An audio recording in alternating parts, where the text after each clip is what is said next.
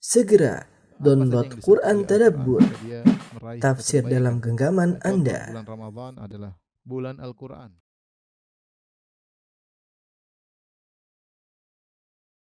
Bismillahirrahmanirrahim. Assalamualaikum warahmatullahi wabarakatuh.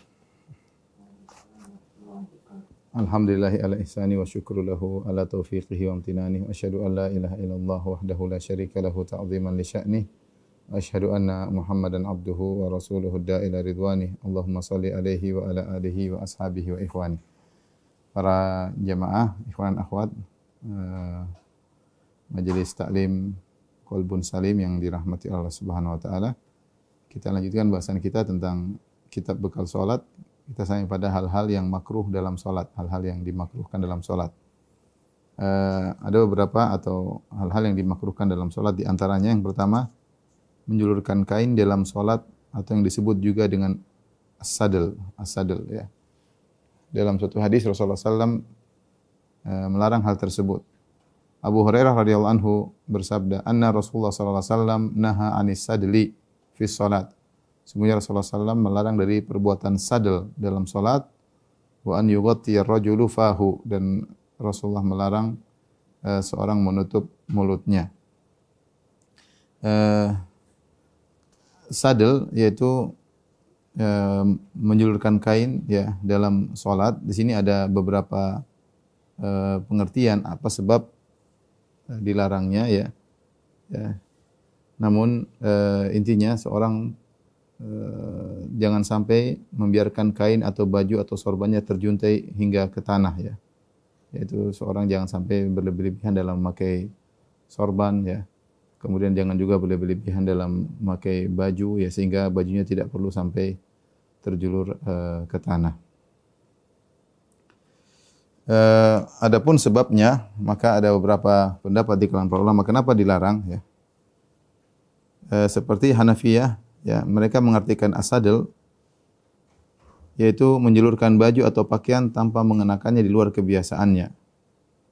Al-Karhi menjelaskan maksudnya adalah seorang menggantungkan bajunya di bagian kepalanya atau bahunya tanpa mengenakannya dan biarkan ujung-ujungnya tergantung. Ini memakai baju tidak sewajarnya sehingga akhirnya ada kain yang terjulur. Adapun Syafi'iyah memandang bahwasanya hal itu dilarang karena merupakan bagian dari kesombongan, sama seperti isbal. Isbal di antara sebab kenapa dilarang karena merupakan isbal minal makhila atau minal makhyalah, bahwasanya isbal, bahwasanya kain melebihi mata kaki adalah bagian dari kesombongan ya. Maka Syafi'iyah memandang as-sadl adalah bagian dari kesombongan. Jika dilakukan karena sombong maka hukumnya haram. Jika dilakukan bukan karena kesombongan, hanya sekedar kain yang panjang melebihi batas yang wajar, maka hukumnya makruh. Ini dijelaskan oleh An-Nawawi dalam Al-Majmu'. Ini di antara sebab larangan. Intinya memakai pakaian yang tidak biasa, tambah-tambahan kain atau memakai baju yang berlebihan. Larangan yang kedua atau makruh yang kedua, menutupkan suatu pada bagian mulut. Tadi kata Abu Hurairah, wa an yughatti ar-rajulu fahu. Ya, bahwasanya Rasulullah SAW melarang seorang laki menutup mulutnya ya. Dan ini juga ada beberapa pendapat di kalangan para ulama kenapa dilarang seorang menutup mulut ketika sedang salat ya. Ada yang mengatakan sebagai pendapat Maliki itu adalah sikap berlebih-lebihan dalam beragama dan tidak diajarkan dalam syariat. Kita sholat, kita baca, ya, dan kita tidak perlu menutup mulut, ya, tidak perlu menutup mulut. Demikian juga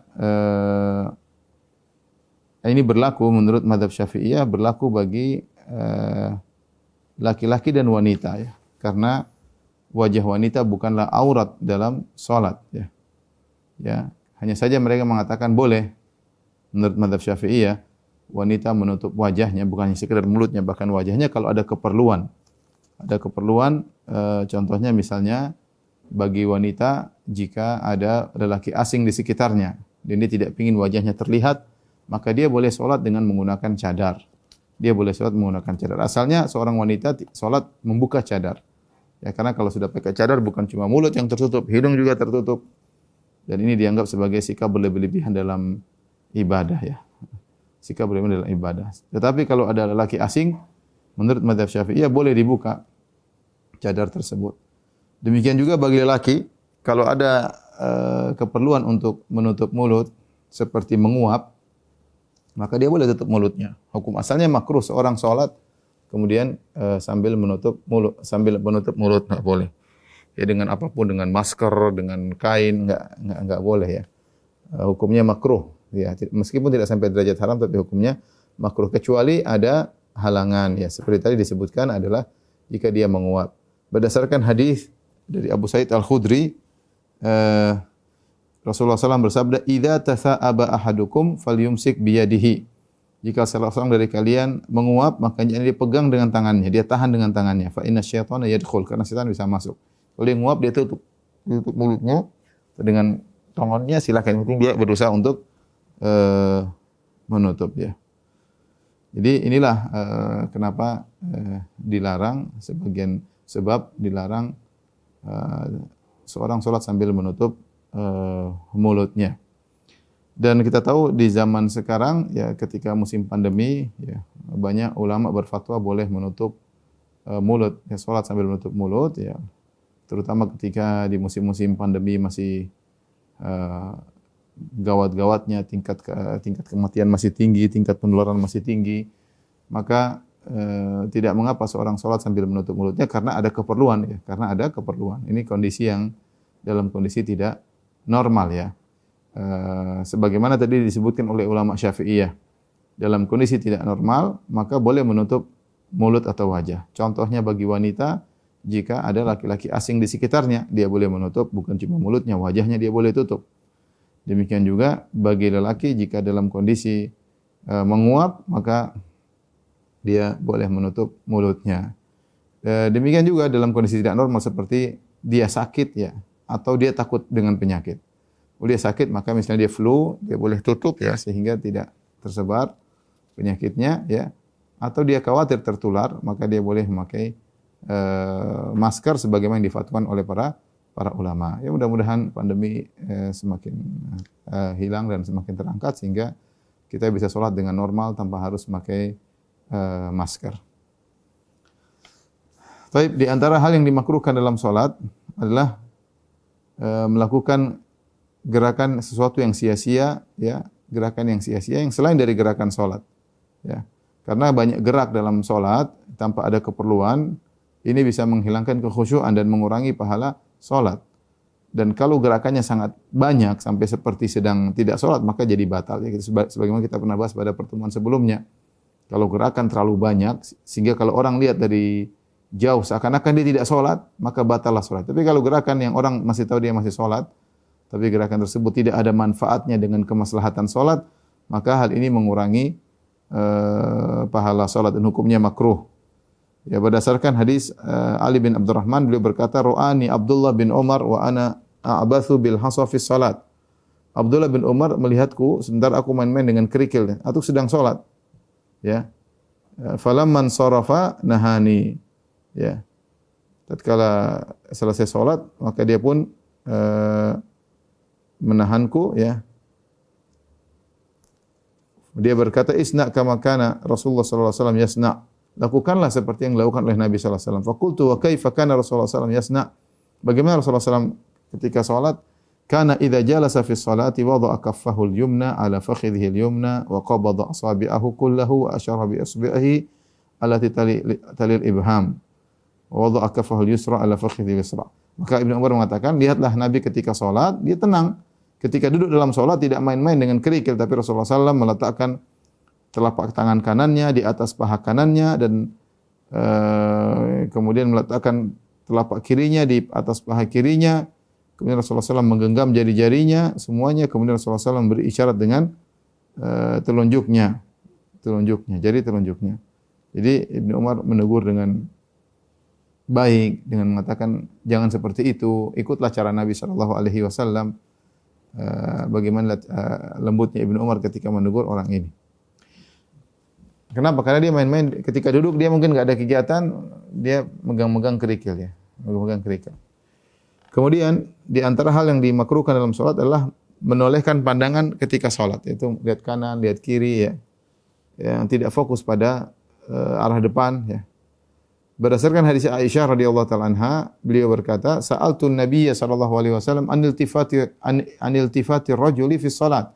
Aku bertanya kepada Nabi tentang seorang yang memalingkan pandangannya ketika salat ke kanan atau ke kiri.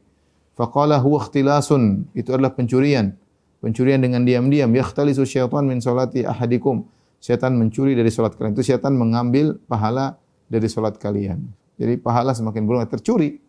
Ya, Rasulullah menamakan itu pencurian. Maka seorang kalau salat jangan sampai pahalanya berkurang. Di antara cara berkurang dia melihat ke kanan atau melihat ke kiri tanpa ada keperluan, Sebagaimana kita jelaskan, ada khilaf di kalangan para ulama tentang kemana dia memandang ketika dia salat. Jumhur ulama mengatakan memandang ke arah sujud, ke bawah, dan ulama Malikiyah mengatakan memandang ke depan. Tapi intinya tidak ke kanan ke kiri, fokus lihat imamnya, lihat ke depan, ke arah kiblat atau ke arah sujud. Adapun ke kanan, ke kiri, ya ini tentunya kalau tidak ada keperluan maka ini adalah iltifat, ini pencurian. Syaitan mencuri ketika kita tertarik untuk melihat ke kanan atau tertarik melihat ke kiri karena ada sesuatu. Ya kadang-kadang syaitan menggoda kita. Pengen lihat sesuatu, pengen lihat orang samping kita salat bersama kita, pengen samping kiri kita lihat. Ya, maka iltifat, nengok kanan kiri menoleh, ini adalah pahala salat kita tercuri.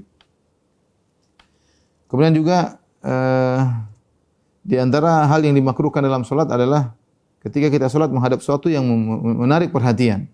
Entah misalnya sajadah yang terlalu indah, banyak ukiran-ukirannya misalnya, atau kita menghadap sesuatu yang bergerak-bergerak ya.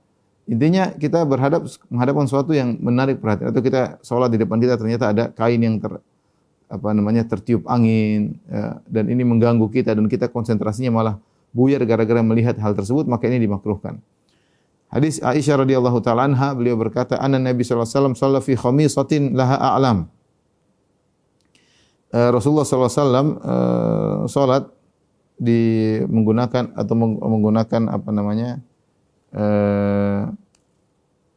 khamisah, yaitu semacam kain yang kotak dan di situ ada garis-garisnya, laha a'lam. Fa nadhara ila alamiha nadhrah. Kemudian Rasulullah SAW sempat melihat kepada garis-garis tersebut, ya, garis-garis tersebut, ya. Falamman sarafa qala, tatkala Rasulullah SAW selesai salat, Rasulullah SAW berkata, "Idhabu bi khamisati hadhihi ila Abi Jaham wa'tuni bi bijaniyah." Kata Rasulullah SAW, bawalah kain khamisah ini kepada Abu Jaham, karena Abu Jaham yang kasih Nabi hadiah kain tersebut. Wa'tuni bi bijaniyah, datangkanlah kepadaku kain bijaniyah milik Abi Jaham. Fa innaha alhadni anifan an salati, karena yang khamisah tadi melalaikan aku ketika salat ya. Melalaikan aku ketika salat. Sehingga Rasulullah SAW kembalikan kain tersebut, Rasulullah SAW minta diganti dengan kain yang lain. Artinya itu hadiah dari Abu Jaham. Agar Rasulullah SAW tidak melukai hatinya karena mengembalikan hadiah, Rasulullah SAW bilang, tukar hadiahnya. Tukar hadiahnya dengan yang lain, yang membuat kain biasa aja, yang meskipun agak tebal, ya, baju yang agak tebal, tetapi tidak mengganggu Nabi ketika sedang sholat. Ini menunjukkan segala hal yang mau kita untuk sholat, boleh kita, jangan kita sholat di lokasi seperti itu, karena mengganggu. Masing-masing tahu kondisi dia, ya. Kalau dia merasa terganggu, nggak usah. Ada orang misalnya dia pakai sajadah, karena sajadah itu selalu dia pakai terus dan ada ukirannya dan sudah terbiasa, dia tidak merasa terganggu, maka itu enggak ada masalah. Tapi kalau dia pakai selalu terganggu, dia lihat mungkin ada ukiran-ukirannya, maka jangan pakai sajadah seperti itu. Demikian juga dalam hadis Anas bin Malik tentang kain tipis milik Aisyah yang menjadi penutup sisi rumah, itu semacam gorden. Nabi SAW bersabda, "Amiti anna kiramaki hadha, fa innahu la tazalu tusawwiruhu ta'ridu fi salati." Singkirkanlah kain dariku, sungguhnya gambar-gambarnya menggangguku dalam salatku. Intinya Rasulullah terganggu dengan ada hal-hal seperti itu. Kemudian antara hal yang dimakruhkan dalam salat adalah mendirikan salat ketika makanan telah dihidangkan. Kalau makanan sudah dihilangkan, maka seorang hendaknya makan terlebih dahulu.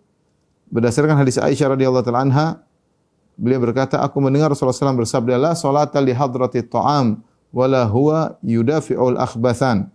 Tidak ada salat ketika makanan sudah hadir. Dan tidak ada salat sementara dia menahan buang air besar atau buang air kecil. Ya. Ini adalah hukumnya makruh. Ya.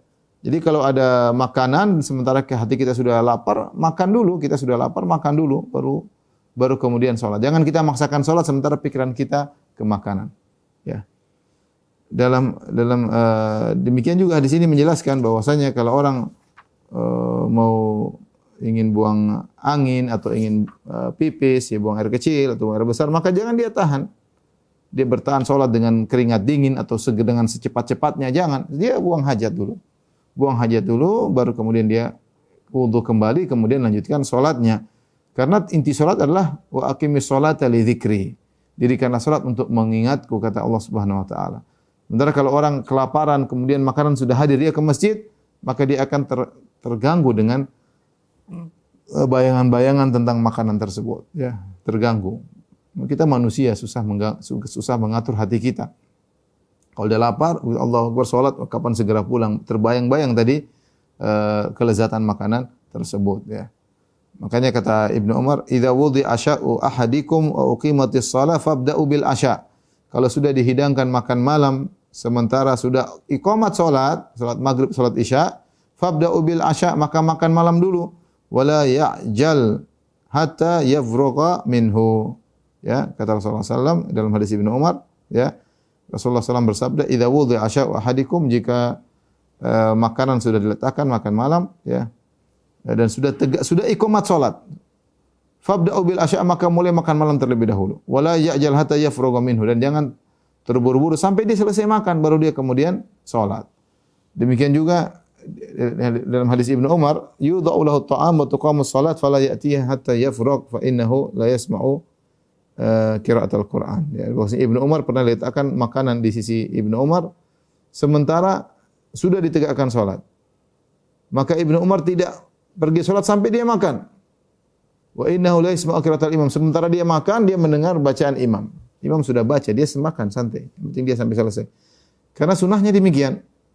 Sunnahnya demikian, agar orang tahu bahwasanya seorang bisa salat dengan tenang. Adapun dia tinggalkan makanan, dia salat, pikirannya terganggu, ya. Khawatir dia mikir makanan, sehingga sebaiknya dia habiskan terlebih dahulu, baru kemudian dia salat meskipun terlambat, meskipun harus masbuk. Demikian juga tadi di antara makruh salat adalah salat dalam kondisi menahan buang angin, menahan buang pipis, ya, air kecil, dan menahan buang air besar. Ini semua mengganggu konsentrasi salat. Maka seorang membuang hajat terlebih dahulu, selesaikan hajatnya, baru kemudian dia kembali untuk salat, ya.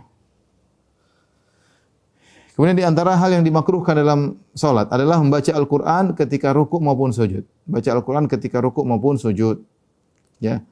Rasulullah SAW tidak mengajarkan baca Al-Qur'an ketika rukuk ataupun sujud dalam salat. Yang dianjurkan adalah baca Al-Qur'an ketika berdiri.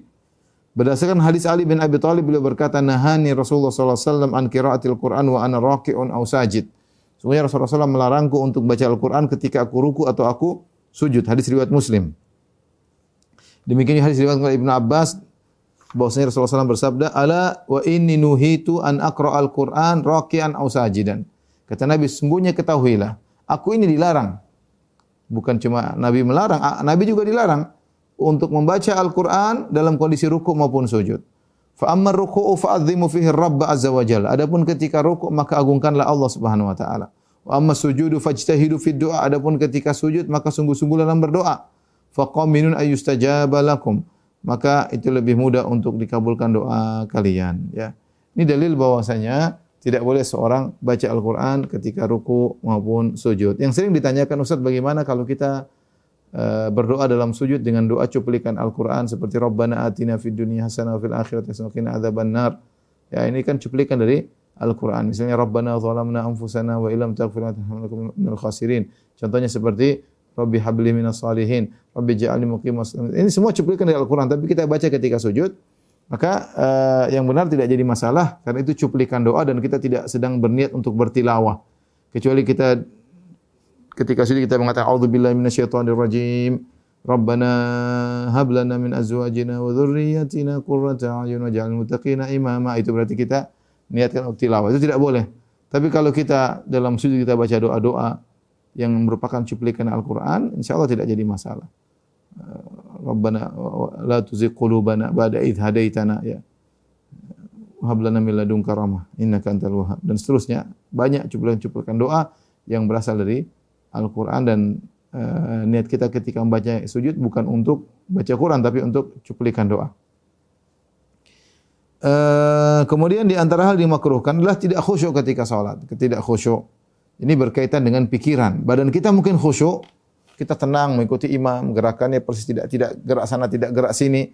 Tapi pikiran kita kemana-mana. Pikiran kita kemana-mana, ke sana, kemari ya. Ini tentunya makruh ya. Maka seorang ketika mau salat hendaknya dia lepaskan diri dari urusan-urusan duniawi, dia fokus untuk beribadah kepada Allah Subhanahu wa taala. Jadi jangan dia biarkan pikirannya yastarsil, yaitu terbawa, jangan. Kapan dia sadar bahwasanya dia sedang memikirkan dunia, maka dia fokuskan kembalikan kepada asalnya. Jangan dibiarkan hatinya berjalan mengikuti kemana pikirannya. Jadi salat badannya ikut imam, tapi pikirannya kemana-mana. Pikirannya ke sana kemari. Ya, ini tentu hukumnya makruh. Di antara hal dimakruhkan dalam salat adalah mengalihkan pandangan ke atas ketika salat, melihat ke atas. Ini tidak diperbolehkan. Jadi dimakruhkan bagi orang yang salat mengarahkan pandangan ke atas. Berdasarkan hadis riwayat Imam Anas bin Malik radhiyallahu anhu bahwasanya Rasulullah SAW bersabda, "Ma balu aqwamin yarfa'una absarahum ila as-sama'i fi salatihim." Ya, kenapa ada suatu kaum yang mereka mengangkat pandangan mereka ke arah langit dalam salat mereka ya. Disebut oleh para ulama untuk ketundukan ya. Jangan lihat ke atas ya. Tidak sopan ya. Tidak sopan ya, ibarat kalau di hadapan seorang yang agung maka nundukkan ya, kita tundukkan kepala, tidak memandangnya ya. Maka demikian juga ketika salat seorang jangan melihat ke atas ketika sedang salat karena posisi sedang ruku, sujud, berdiri, maka jangan lihat ke atas. Fashtadda qauluhu fi dzalik ya. Sampai Rasulullah SAW semakin tinggi suaranya atau semakin keras perkataannya, beliau berkata la yantahunna an dzalika aw la tukhtafanna absaruhum. Hendaknya mereka berhenti dari perbuatan mereka salat sambil melihat ke atas, menunjukkan ketidaksopanan, atau bahwasanya mata mereka akan disambar, artinya akan dijadikan buta oleh Allah Subhanahu wa taala. Ya. Ini di antara hal yang jadi kalau orang salat jangan lihat ke atas. Ya. Demikian juga yang mungkin orang sering lupa ketika baca doa kunut. Jangan dia baca doa kunut, jangan. Memang kalau kita di luar salat iya kita melihat ke atas, tapi ketika dalam salat lain hukumnya. Seorang kalau doa kunut tetap lihat ke bawah, lihat ke depan, bukan lihat ke atas. Sebagian orang juga sami Allahu liman hamidah lihat ke atas. Enggak. Jangan. Hukumnya makruh. Rasulullah SAW melarang dengan suara yang tegas. Kata Rasulullah SAW, la yantahunna an dzalik aw la tukhtafanna absar. Hendaknya mereka berhenti atau pandangan mereka akan disambar. Kemudian di antara yang dimakruhkan adalah meletakkan kedua tangan di pinggang ya. Annahuna an yusalli ar-rajulu mukhtasiran. Nabi melarang seorang meletakkan kedua tangannya di pinggang ketika salat. Begini maksudnya, salat sambil begini. Enggak boleh tentunya. Enggak boleh beracak pinggang ya.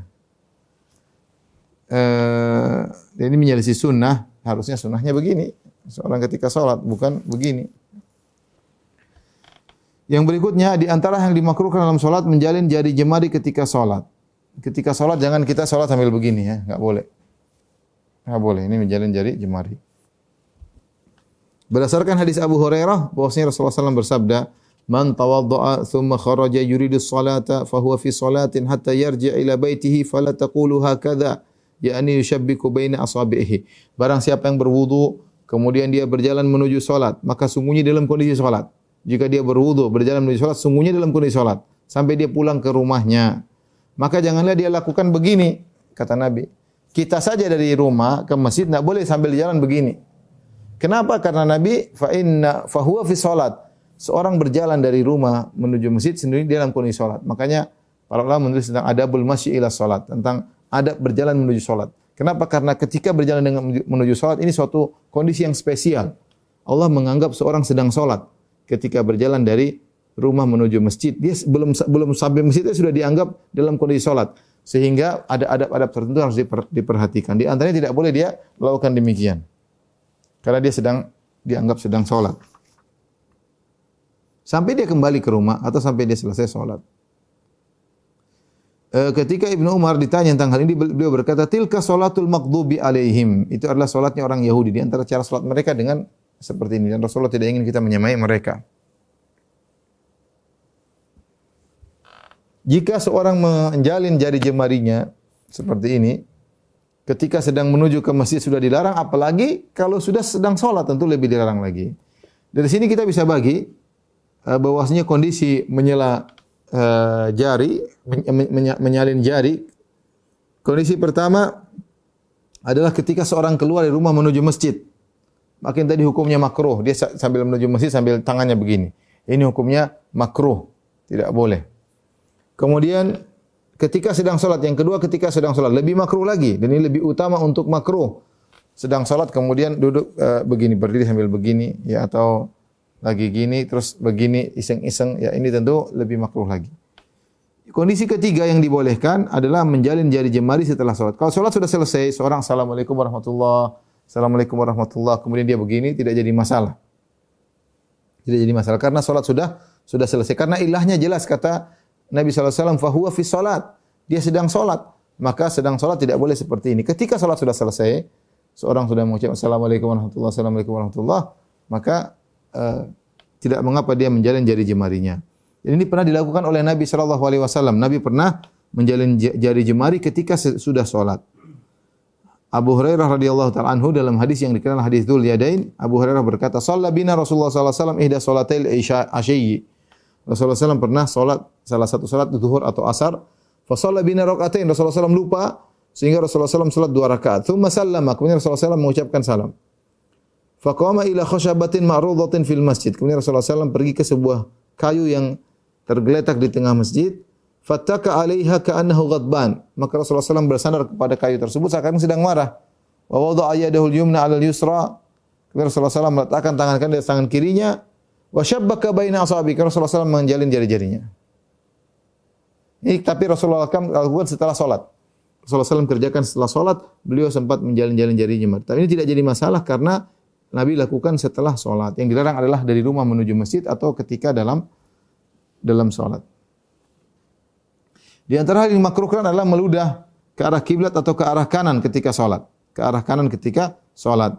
Berdasarkan hadis Abu Hurairah radhiyallahu anhu bahwasanya Rasulullah SAW melihat bekas ludah di dinding masjid, lalu beliau mengambil tongkat dan mengeriknya seraya berkata, "Idza tanakham ahadukum fala yatanakhamanna qibala wajhihi wala an yaminihi wal yabsuk an yasarihi aw tahta qadamihi al-yusra." Jika salah seorang dari kalian meludah, ya, maka janganlah meludah ke depan wajahnya, jangan meludah ke depan dan jangan juga ke arah kanannya. Hendaknya dia meludah ke arah kirinya atau ke bawah ke kaki kirinya. Ke kaki kirinya. Ini ada khilaf di kalangan ulama, apakah boleh seorang meludah ke arah depan atau ke arah kiblat meskipun di luar salat, atau larangan ini hanya berlaku dalam salat. Maka ada khilaf di kalangan ulama, ada yang mengatakan kalau membuang ludah ke arah kiblat haram secara mutlak, tidak boleh. Ya, makruh secara mutlak. Ada yang mengatakan itu dalam kondisi salat karena seorang sedang berhadapan dengan Allah Subhanahu wa taala. Jadi kalau zaman dahulu karena di zaman Nabi masjid terbuat dari pasir, ya, maka tidak mengapa seorang misalnya harus buang ludah, dia buang ludah ke kanan tidak boleh, ke depan tidak, ke kiri tidak apa-apa, dia tutup dengan kakinya. Karena terbuat dulu dari tanah, ya. Sekarang alhamdulillah kalau seorang harus buang ludah dia pakai tisu, dia bisa buang simpan sebagaimana yang dimudahkan, ya. Sekarang zamannya mudah, ada tisu kita bisa buang ludah, tidak harus kita buang ke depan, tidak harus kita buang kanan, kita ambil kita kemudian simpan. Kemudian di antara hal yang makruh adalah menyingsingkan lengan baju atau celana dan mengikat rambut ketika sholat. Dimakruhkan bagi orang yang sedang sholat melipat lengan bajunya seperti ini. Enggak boleh, ya. Atau menahan rambutnya yang panjang, kemudian dia tahan, dia kondek, ya. Sebagaimana hadis diriwayatkan oleh Ibn Abbas, umiran Nabi sallallahu alaihi wasallam an yasjuda ala sabati a'dha wa la yakuffa sya'ran wa la thawban. Rasulullah SAW diperintahkan, ya, untuk sujud dengan anggota tubuh yang 7 dan tidak menahan rambut ataupun baju. Jangan ditahan rambut, biarkan baju jangan ditahan gini, biarkan dia terjulur. Dalam hadis Ibnu Abbas, annahu ra'a Abdullah bin al-Harits yusalli wa ra'suhu ma'qusun min wara'ihi faqama faja'ala yuhulluhu. Ibnu Abbas melihat ada seorang namanya Abdullah bin Harith, dia salat sambil mengikat rambutnya. Ya, sambil mengikat, dipilin atau dikepang di bagian belakangnya. Faja'ala yahulluhu, maka dia sambil salat dibuka kepangnya, dibuka ikatannya oleh Ibnu Abbas. Dia sedang salat dilepasin. Ketika dia sudah selesai salat, dia pergi menuju kepada Ibnu Abbas. Dia mengatakan, "Malaka wa ra'si? Apa urusanmu dengan kepalaku? Aku sedang salat kok lepas rambutku." Faqala inni sami'tu Rasulullah sallallahu alaihi wasallam yaqul, "Innama mathalu hadza mathalul ladzi yusalli wa huwa maktuf." Perumpamaan orang yang salat seperti ini seperti orang yang salat dalam kondisi maktuf, yaitu rambutnya terikat dan berada di bawah imamahnya, ya. Jadi Rasulullah tidak suka cara salat seperti itu. Maka di antara kesalahan sebagian orang ketika mereka salat, mereka ngikat rambutnya atau mereka melipat baju dan celananya. Imam Nawawi berkata, "Ittafaqal ulama ala nahyi an salati wa thawbu mushammarun aw kummuhu aw nahwuhu aw ra'suhu ma'qusun aw mardudun sya'ruhu tahta imamatihi aw nahwi dzalik." Kata Imam Nawawi, sepakat para ulama ketika seorang salat kemudian bajunya dilipat ya, atau yang semisalnya, atau kepalanya diikat ya, atau dia pakai sorban, rambutnya dimasukkan dalam sorban baru dia pakai. Jadi rambutnya dimasukkan dalam sorban baru dia pakai. Rambutnya ditahan dalam sorban. Kalau dulu pakai sorban, rambutnya dimasukkan dalam sorban, tapi harusnya dilepas aja, ya. Wa kullu hadza manhiyun anhu, kata An-Nawawi, ini semua dilarang. Bittifaqil ulama, dengan kesepakatan para ulama, wa huwa karahatu tanzih, tapi hukumnya makruh, tidak sampai haram. Falau shalla kadzalik faqad asha'a wa sahhat salatu. Kalau ada orang salat seperti itu, salatnya makruh namun tetap sah. Jadi seorang jangan melinting rambutnya, jangan melinting lengan bajunya atau lengan celananya, tidak perlu, ya. Adapun hikmahnya kenapa? Sebab Allah mengatakan bahwasanya seorang salat yang biasa-biasa saja, ya, seakan-akan rambutnya tidak mau kena pasir. Kalau zaman dulu kan pakai pasir, pakai tanah, sehingga dia taruh rambutnya di atas, dia masukkan, kemudian seakan-akan rambutnya tidak mau kena pasir. Dan ini adalah bentuk seperti agak kesombongannya. Atau ketika dia salat, dia tidak ingin ketika sujud, rukuk misalnya sujud, kemudian ininya kena pasir, ya, dia tidak mau, sehingga dia linting. Maka ini tidak perlu ditahan-tahan. Seorang salat wajar saja, sewajarnya, maka jangan dilipat-lipat. Adapun hukum ini ada khilaf di kalangan para ulama mengenai hukum mengikat rambut atau misalnya meletakkan rambut. Apakah berlaku juga bagi wanita? Ya, karena kita tahu wanita memerlukan untuk mengikat rambut mereka, ya. Apakah ketika dia salat, dia hendaknya hendaknya dia membuka kondenya atau dia lepaskan rambutnya? Maka yang benar wallahu a'lam bishawab, ini hanya berlaku bagi laki-laki. Berlaku bagi laki-laki karena wanita memang mereka pakai jilbab sehingga memang rambutnya tertutup memang dari awal. Rambutnya tertutup dan mereka tidak, beda laki-laki memang rambutnya hendaknya terbuka. Kalau perempuan maka tidak mengapa kalau dia konde rambutnya atau dia pilin rambutnya atau dia ikat, maka tidak perlu dilepas. Sebagaimana dalam hadis Ummu Salamah bahwasanya wanita yang mengkondek rambutnya atau memilin rambutnya, memintal rambutnya ketika dia mandi junub, tidak perlu dia lepas, yang penting air masih mengenai kulit kepalanya. Tidak harus dia lepas kondekan rambut tersebut. Maka demikian juga dalam salat, wanita memang asalnya kalau tidak diikat rambutnya dia mungkin gerah, ya. Rambutnya ke sana kemari dia gerah, rambutnya panjang dan memang dia tertutup. Jadi pendapat tidak boleh mengikat rambut yang lebih kuat adalah hanya berlaku kepada laki-laki. Adapun perempuan tidak jadi masalah. Baik, kita lanjut sekarang pada pembahasan berikutnya. Kalau tadi makruhatus salat, sekarang kita bahas tentang kesalahan-kesalahan yang sering terjadi. Kesalahan-kesalahan yang terjadi ketika sedang salat, ya. Di antara kesalahan-kesalahan yang pertama adalah dilakukan oleh masyarakat, yaitu berniat, melafalkan niat dengan keras, usolli fardhu dhuhri.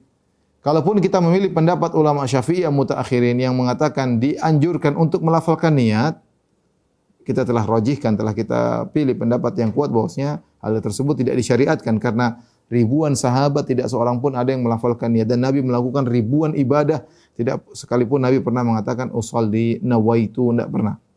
Rasulullah salat sudah sekian banyak dilihat oleh para sahabat. Tidak pernah Rasulullah sekalipun mengatakan usolli nawaitu. Jadi yang benar tidak perlu. Tapi sebagian ulama Syafi'iyah mengatakan dianjurkan supaya orang tidak lalai ketika mau salat. Sehingga dia perlu mengkokohkan hatinya dengan ucapan. Dia perlu mengkokohkan hatinya dengan ucapan dengan mengucapkan usolli fardhu dhuhri al usolli fardhu asri. Nah, kalau kita memilih pendapat ulama Syafi'iyah yang boleh mengucapkan niat, maka janganlah ucapkan dengan keras-keras.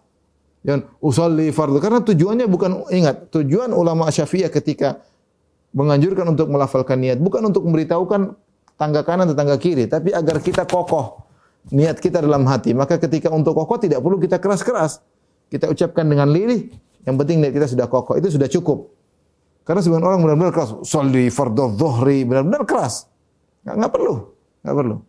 Temanmu juga sudah tahu kau salat zuhur, tidak perlu kau kasih tahu ya. Jadi di antara kesalahan adalah melafalkan niat dengan keras. Dan kalau kita bilang melafalkan niat sendiri sudah bermasalah, apalagi melafalkannya dengan keras.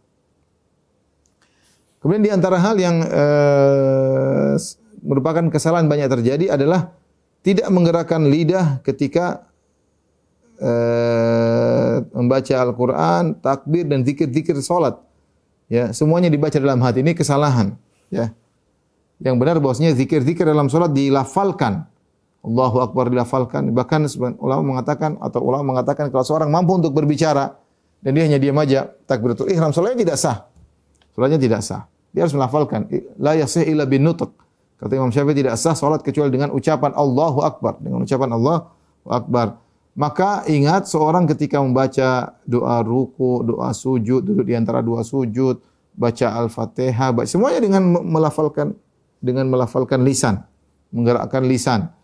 Jangan menjadikan apa yang di hati sebagai patokan, karena hati kita ini isinya macam-macam. Hati kita ini isinya macam-macam, tidak bisa kita jadikan patokan. Di antara kesalahan ketika dalam posisi berdiri adalah membaca Al-Fatihah dengan berulang-ulang. Mengulang-ulang Al-Fatihah. Alhamdulillahirrahmanirrahim maliki yaumiddin amin. Ulang lagi. Alhamdulillahirabbil alamin arrahmanirrahim. Ini tidak dianjurkan.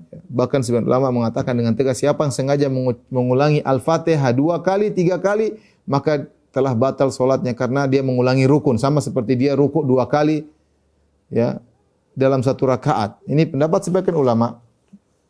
Namun yang benar sebagaimana dijelaskan bahwasanya tidak sampai hal membatalkan salat, karena terkadang seorang mengulangi surat karena dia merasa kurang khusyuk, kurang konsen.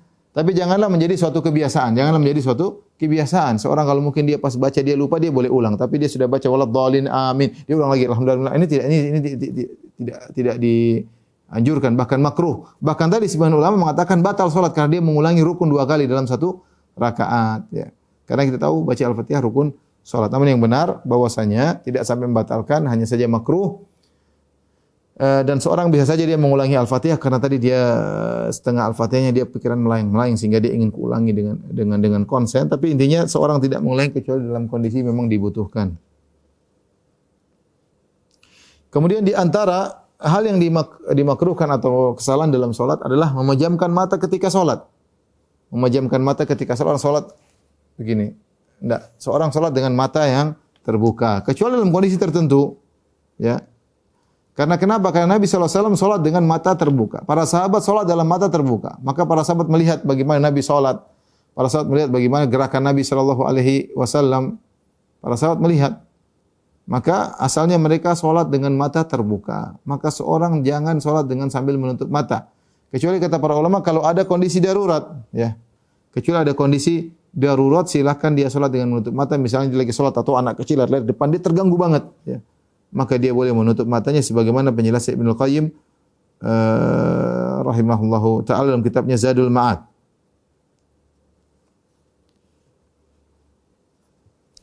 Ibnu Qudamah meriwayatkan ya, Ibnu Qudamah berkata, "Wa yukrahu an yughmidha 'ainaihi fi shalat." Dan dimakruhkan dia menutup kedua matanya dalam salat. Nassu alaihi Ahmad, ini pernyataan Imam Ahmad.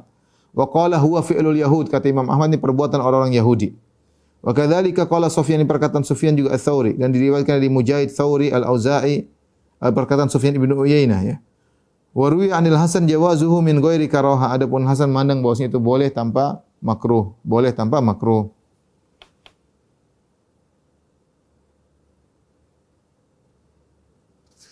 Tetapi kalau ada gangguan seperti kata Ibnu Qayyim rahimahullahu taala, seorang boleh menutup matanya. Saya bacakan praktek Ibnu Qayyim, ya.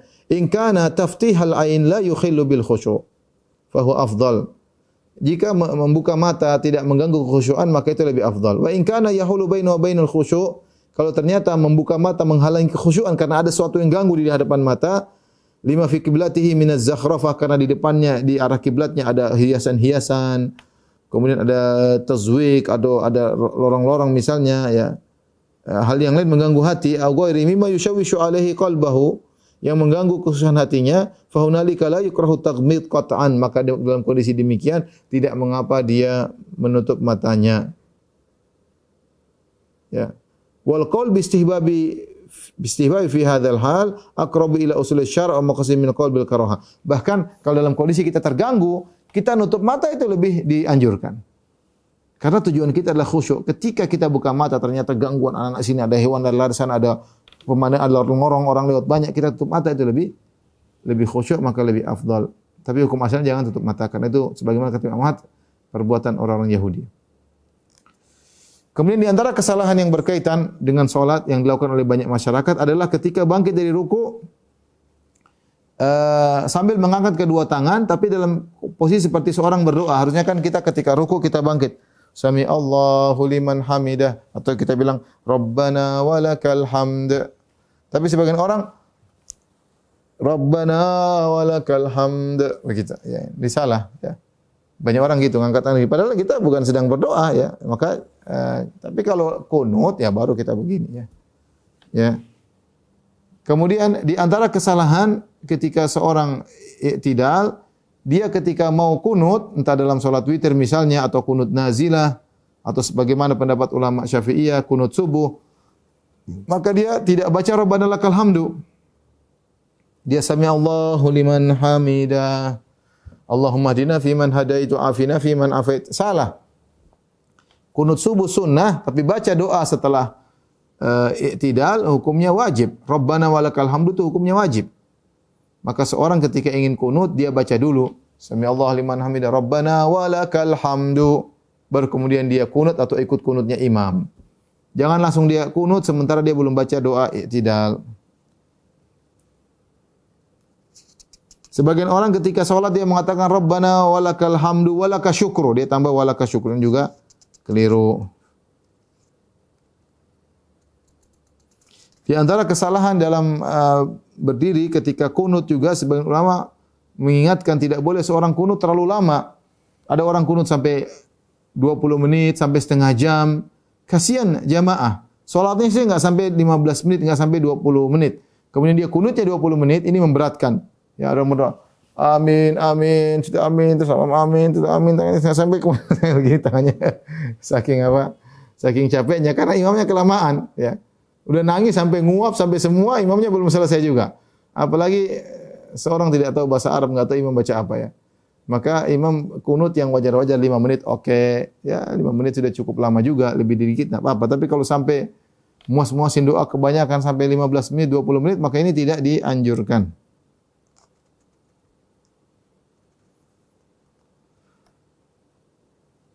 Karena kalau sudah terlalu lama, konsentrasi makmum sudah buyar. Tapi ini tadi kesalahan berkaitan dengan ketika berdiri. Sekarang kesalahan berkaitan berdiri dan juga kesalahan berkaitan dengan rukuk dan i'tidal.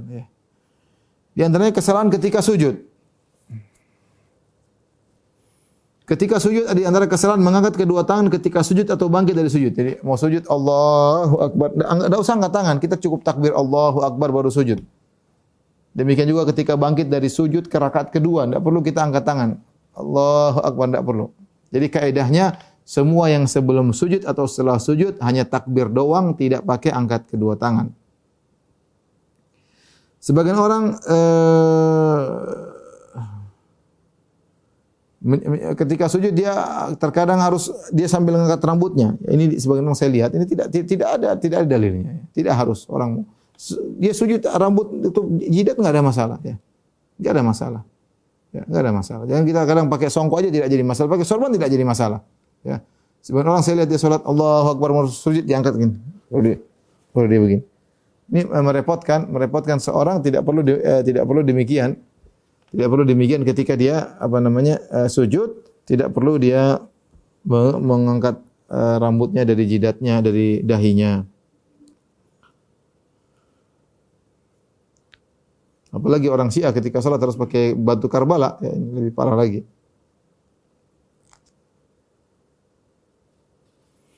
Rasulullah SAW pernah salat di atas hasir, sebagaimana hadis Anas bin Malik, ala hasirin lana qalis wadda min tulil mukth. Rasulullah kami hidangkan semacam karpet atau sajadah sudah agak kehitaman, bersihkan pakaian. Rasulullah SAW salat di atas karpet tersebut.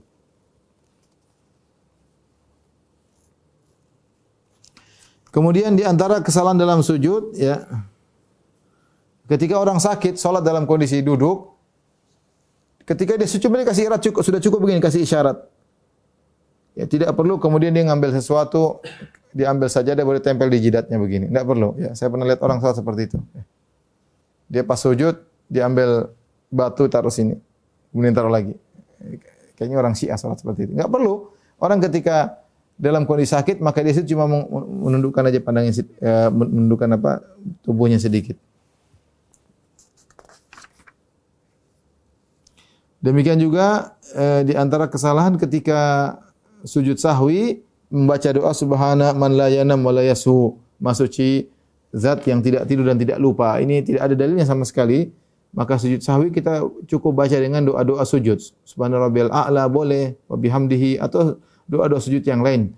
Tidak perlu kita baca subhanalladzi la yanamu wa la yashu karena tidak ada dalilnya. Kemudian kesalahan ketika duduk atau tasyahud dan taslim. Di antara sebagian kaum muslimin meyakini bahwasanya ketika tasyahud harus mengatakan sayyidina, ya.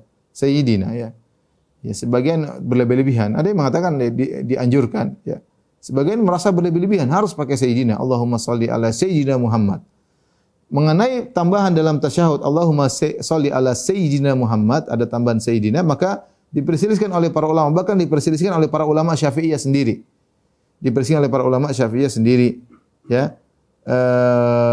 Mereka perselisihan timbul karena satu, ya. Mereka ingin beradab dengan Nabi sehingga mereka tambah sayyidina. Tujuan mereka baik, kita tambah sayyidina menunjukkan kita tak beradab kepada Nabi SAW. Yang sementara menurut mereka ada kontradiktif dengan Rasulullah mengajarkan lafal sholawat tanpa sayyidina.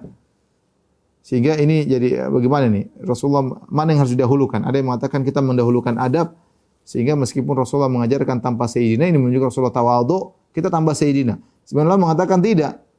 Ya, Rasulullah SAW tidak mengucapkan sayyidina, maka tidak perlu kita mengucapkan sayyidina, sama seperti azan. Tidak ada orang mengatakan asyhadu alla sayyidina Muhammadan Rasulullah, tidak ada, ya. Allah asyhadu anna Muhammadar Rasulullah, langsung asyhadu anna Muhammadar Rasulullah. Ya, tidak memakai asyhadu anna sayyidina Muhammadan Rasulullah. Tidak perlu. Dan ini pendapat yang lebih kuat bahwasanya kita terikat dengan lafal salawat yang diajarkan oleh Nabi sallallahu alaihi wasallam. Tapi ini ada khilaf. Sebagian ulama memandang bahwasanya memandang sayyidina lebih afdal, tapi mereka tidak mengatakan wajib. Mereka hanya mengatakan lebih afdal. Orang berselawat dalam salat mengatakan, kalau di luar salat bebas, ya. Di luar salat kita mengatakan Allahumma shalli ala sayyidina Muhammad al-Mustafa al-Mujtaba al-Mukhtar Sayyidul Anbiya wal Mursalin. Silakan kita mau puji-puji Nabi sallallahu alaihi wasallam ketika di luar salat. Ketika dalam salat ini jadi masalah karena Rasulullah mengajarkan satu lafal khusus. Apakah perlu tambah sayyidina atau tidak? Maka sebagian ulama Syafi'iyah memandang hal tersebut lebih afdal, dan ini pendapat misalnya Al-Izz bin Abdissalam, beliau berpendapat demikian. Kemudian Al-Jalal Al-Mahalli, kemudian Zakaria Al-Ansari dalam kitabnya Asal Matalib, ya, dan Al-Qulyubi dalam Hasyiat Al-Qulyubi, mereka mengatakan, ulama Syafi'i ini mengatakan boleh menambah sayyidina, ya, sehingga menambahkan adab kepada Nabi sallallahu alaihi wasallam dan juga menjalankan perintah salawat dengan menambah adab dengan mengucapkan Allahumma shalli ala sayyidina. Pendapat yang kedua dari juga ulama Syafi'iyah bahwasanya lebih afdal adalah tidak menambah lafal sayyidina, ya. Sebagaimana dikatakan oleh Isnawi, beliau berkata wa fi kauni dzalika afdal min tarkiha nadhar. Dia mengomentari yang menganggap ini lebih afdal, ini ada perlu diteliti kembali, perlu ditinjau kembali, ya. Dan ini juga nampak dari pendapat An-Nawawi rahimahullahu taala, ya. Imam An-Nawawi ketika dalam Raudhatul Talibin menjelaskan tentang salawat yang terbaik, beliau berkata, ya, wa akmaluha an yaqul, dan yang paling sempurna adalah seorang berkata Allahumma shalli ala Muhammad tanpa ada sayyidina. Allahumma shalli ala Muhammad wa ala ali Muhammad kama shallaita ala Ibrahim wa ala ali Ibrahim wa barik ala Muhammad wa ala ali Muhammad kama barakta ala Ibrahim wa ala ali Ibrahim innaka Hamidum Majid. Kemudian Al-Syarbini mengatakan yang zahir adalah pendapat yang kedua. Pendapat ulama Syafi'iyah yang mu'tamad kata beliau adalah pendapat yang kedua. Wa zahir kalamihim i'timadu tsani. Zahir dari pendapat mereka bahwasanya yang jadi patokan dalam mazhab Syafi'i adalah tidak perlu menambah sayyidina dan dalam kitab Mughnil Muhtaj. Ya. Demikian juga Sakhawi menukil pendapat sebagian ulama yang berpendapat dengan pendapat kedua. Lihat Qaulul Al-Badi'. Ya. Ini pendapat yang dipilih oleh Ibnu Hajar rahimahullahu taala, ya. Sebagaimana dinukil oleh muridnya Al-Hafiz Muhammad bin Muhammad Al-Gharabili, ya. Beliau berkata, Su'ila Ibnu Hajar ditanya, ya, an sifatis salat ala Nabi, tentang tata cara bersalawat kepada Nabi SAW dalam salat, au khairij salat, dalam salat atau di luar salat. Sawa'un qila biwujubi au binadbiyatiha. Apakah mengatakan salawat dalam salat adalah wajib atau sunnah? Hal yushtaratu fiha an yasifahu sallallahu alaihi wasallam bisiyadah? Apakah disyaratkan harus menambah sayyidina Muhammad? Kan yaqul mathalan seperti seorang berkata Allahumma salli ala sayyidina Muhammad. Ya Allah bersalawat kepada Sayyidina Muhammad, atau ala sayyidil khalqi, atau ya Allah bersalawat kepada sayyidil khalq, atau sayyidi waladi Adam, atau kepada pemimpin anak-anak Adam. Atau au yuktasaru ala qauli Allahumma shalli ala Muhammad, ini lebih afdal, atau cukup Allahumma shalli ala Muhammad. Wa ayyuhuma afdal, man lebih afdal? Ini Ibnu Hajar ditanya. Ibnu Hajar ma'ruf penulis kitab Fathul Bari. Al-ityan bil lafzi ziyada li kauniha sifatan thabitatan lahu sallallahu alaihi wasallam, atau adamul ityan, adamul ityan bihi li adam dzalika fil athar. Man lebih utama kita tambah sayyidina karena ini merupakan sifat Nabi. Nabi mengatakan ana sayyidu waladi Adam yaumul qiyamah wala fakhr. Aku adalah pemimpin seluruh anak Adam pada hari kiamat, aku tidak sombong. Sifat Nabi sayyid jelas. Nah, mana lebih utama kita bersalawat dengan lafal sayyid, sayyidina Muhammad, atau yang lebih afdal tanpa menggunakan sayyid karena dalam athar tidak ada, dalam hadis tidak ada. Li adami wurudi dzalika fil athar. Karena dalam athar-athar yang diajarkan oleh Nabi tata cara bersalawat tidak ada kata sayyidina. Maka apa kata Ibn Hajar rahimahullah? Na'am ittiba'ul alfaz al-ma'thurah arjah. Ketahuilah bahwasanya mengikuti lafal-lafal yang datang dalam hadis itu lebih kuat, lebih kuat. Wala yuqalu la'allahu taraka dzalika tawadhu'an minhu sallallahu alaihi wasallam kama lam yakun yaqulu inda dzikri sallallahu alaihi wasallam. Ya. Dan jangan kita katakan Nabi meninggalkan sayyidina karena Nabi tawadhu, ya. Nabi tawadhu, ya.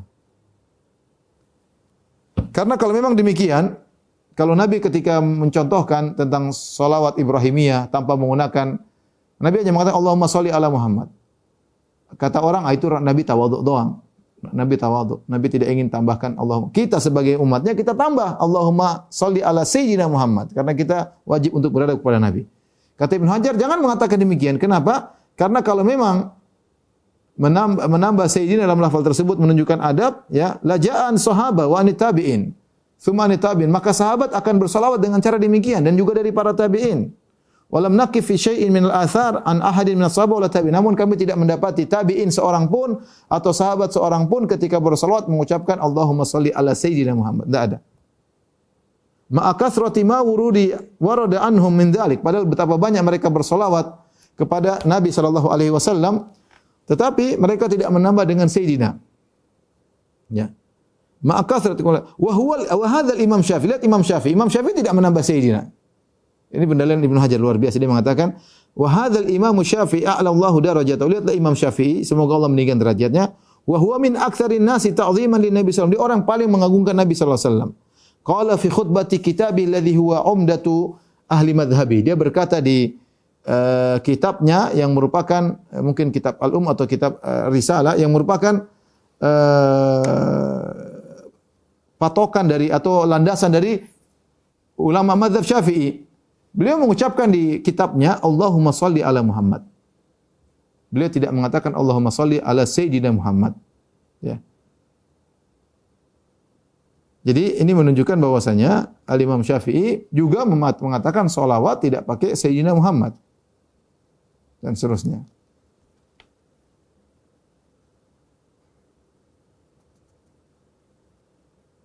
Kemudian juga dia mengatakan waqad aqadal qadhi Iyad baban fi sifatis salat ala Nabi sallallahu alaihi wasallam. Sungguhnya Al-Qadhi Iyad telah membuat dalam bukunya Syifa sebuah bab, kitab Syifa, dalam sebuah bab tentang sifat bersolawat kepada Nabi sallallahu alaihi wasallam. Wa naqala fi atharan marfu'atan an jama'atin minas sahabah wa tabi'in. Dan beliau menukil bagaimana para sahabat, para tabi'in mereka bersolawat. Laisa fi syai'in minha an ahadin minas sahabat wa ghairihim lafdhu sayyidina. Namun ternyata tidak seorang pun dari sahabat maupun tabi'in ketika mereka bersolat mereka mengatakan Allahumma salli ala sayyidina Muhammad, tidak tanpa sayyidina.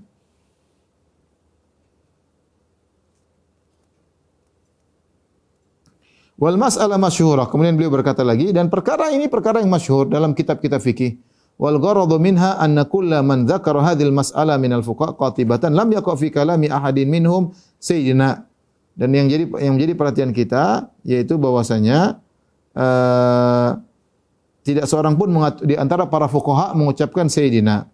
Walau kanat hadhihi ziyadatu mandubatan, kalau tambahan Allahumma shalli ala sayyidina itu merupakan dianjurkan, ma khafiyat alaihim kulluhum atakfaluha, maka tidak akan ada yang samar akan hal ini, mereka pasti akan mengucapkannya atau menuliskannya. Wal khairu kulluhu fil ittiba wallahu alam, dan kebaikan yang terbaik adalah mengikuti athar. Dalam perkataan yang lain Ibnu Hajar mengatakan al-fadhal azkar tauqifiyah walaha khasa'is wa asrar. Sungguhnya lafal-lafal zikir itu adalah tauqifiyah, yaitu dari berdasarkan dalil, dan lafal-lafal ini punya keistimewaan dan rahasia-rahasia. La yadkhuluhal qiyas, maka jangan dimasukin oleh qiyas, analogi dan macam-macam. Fatajibul muhafazatu ala lafdhil ladzi warad bihi, dan hendaknya seorang berusaha menjaga lafal sesuai dengan yang datang dalam athar. Wa hadza ikhtiyarul Maziri, dan ini pendapat dari ulama yang bernama Al-Maziri, qala fayuktasaru fi al-lafdzil warid bi hurufihi. Seorang berusaha berzikir dengan lafal yang datang dari Nabi sallallahu alaihi wasallam. Ya. Jadi inilah pendalilan dari Ibnu Hajar rahimahullahu taala bahwasanya yang lebih utama seorang bersolawat tanpa sayyidina, ya, karena Nabi mengajarkannya demikian tanpa sayyidina, ya. Kesalahan ketika duduk tasyahud, tadi pertama harus menambahkan sayyidina, kemudian yang kedua ada yang orang salah baca bismillah di awal tasyahud, ya, baca tahiyat baca dulu bismillah, at-tahiyat, enggak usah baca bismillah.